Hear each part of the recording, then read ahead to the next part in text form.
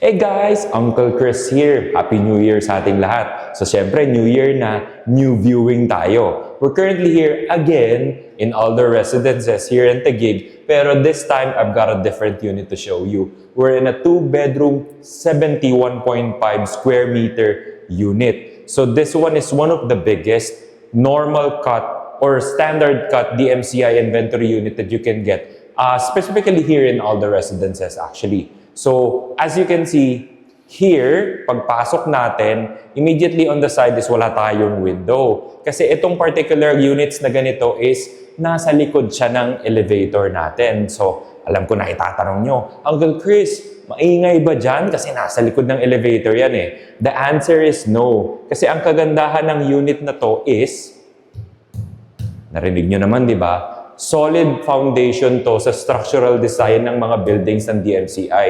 So yung mga likod ng elevator natin is by design, sobrang kapal niyan kasi nga pundasyon yan ng building natin. So it not only adds structural integrity to the building itself, and at the same, ang kagandahan nito is inside the unit na nasa likod ng elevator, yung humming sound or any sound vibration coming from the elevator, hindi niyo siya maririnig. It's because this is solidly designed nga. So yung worry natin na maingay ba dyan is definitely not, because this is a very, very good designed unit. And then also it's very private na din kasi people won't be able to see inside your unit when they walk past through your unit. Ang pwede nyo lang gawin is so you can open this one, lagyan nyo ng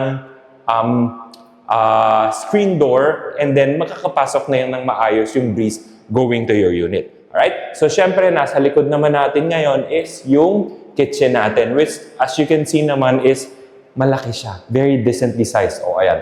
Naglalakad ako. O. So, makakagalaw tayo freely. This is gonna be the provision for your ref. And then, obviously, this is gonna be the provision for your cooker. So, if you're gonna use an oven or whatever you wanna use to cook, you can use, in the MCI, you can use both gas and induction. So, wala tayong restriction doon. And then, New Year, soft close pa rin tayo. Alright? So, you've got decent countertop here, enough for your cooking preparation and everything that you want to do with kitchen. And then, you've got enough space here pa para lagyan nyo siya ng island so that there would be more separation from your kitchen area going to your living and dining area combined. So, as you can see here, lakad tayo. O, di ba? Ang laki niya. So, it's plenty of space for you to work on how you want to design your unit, and you've got plenty of space to work with to put a decent size sofa, a good TV, however you want to use your unit, obviously. Of course, standard features, you've got your laundry area here, and then storage sa taas, so however you want to use it again. And then, syempre, meron tayong common toilet and bath, which is same naman yan with any other unit natin. Same finish, same everything na makukuha natin, granite pa rin siya. Alright? One of the other different things that you have on this particular unit is, kita nyo naman sa likod, yung bedroom number 2 natin, sliding door, na glass siya. So, ang immediate na kagandahan yan is, ang ganda ng flow nung unit natin. It makes it look even bigger kasi nga, tagos siya. So, I mean, you're probably gonna say, paano yung privacy niya? Nasa sa inyo na yun. Unit nyo naman yun eh. Siyempre, kayo na bahala kung paano nyo i-design yan, di ba?